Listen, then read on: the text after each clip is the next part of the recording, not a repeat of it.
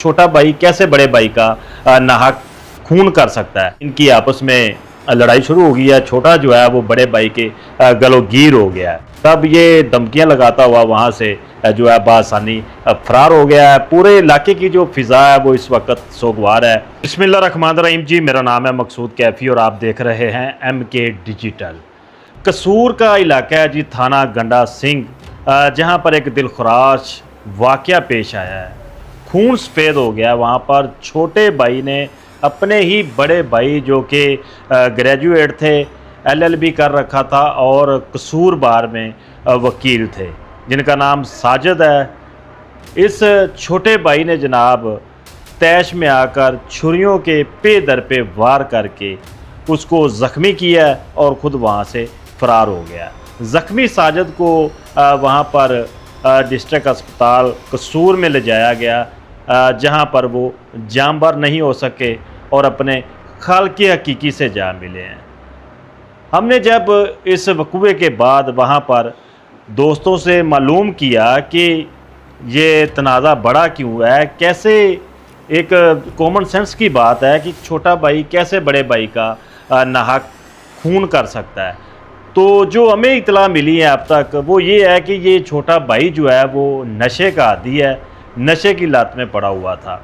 बड़ा भाई जो है वो ज़ाहिर सी बात है वकील था, पढ़ी लिखी सोसाइटी में उसका उठना बैठना था। वो इसको समझाता था कि यार ये छोटे, ये काम छोड़ दो, ये हमारा काम नहीं है, ये हमारा जो ख़ानदान है कोई भी इस तरह का नशा नहीं करता जो ये तुमने शुरू किया हुआ है। तो ज़ाहिर सी बात है अमूमन हमारे घरों में भी यही होता है कि अगर एक भाई गलत सोसाइटी में उसका उठना बैठना हो तो ज़ाहिर सी बात है दूसरा जो भाई है वो उसको समझाता है।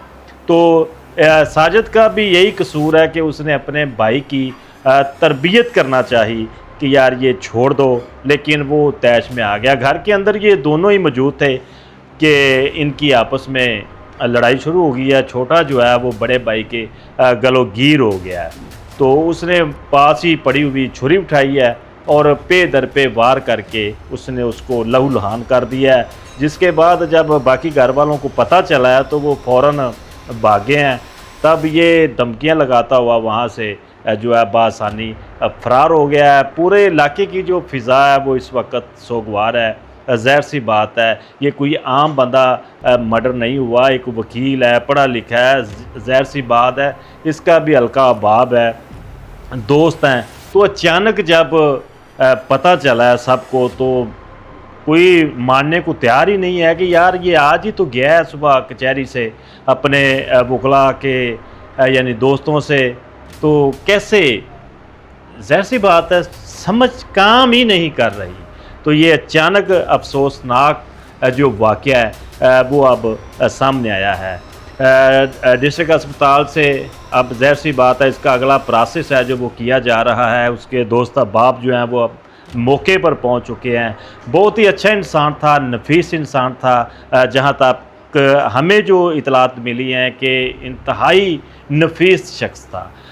वकील होने के साथ साथ पढ़ा लिखा, बाशऊर था और सिर्फ नशे से मना करने पर छोटे भाई ने अपने ही बड़े भाई साजिद एडवोकेट को नाहक कत्ल कर दिया है।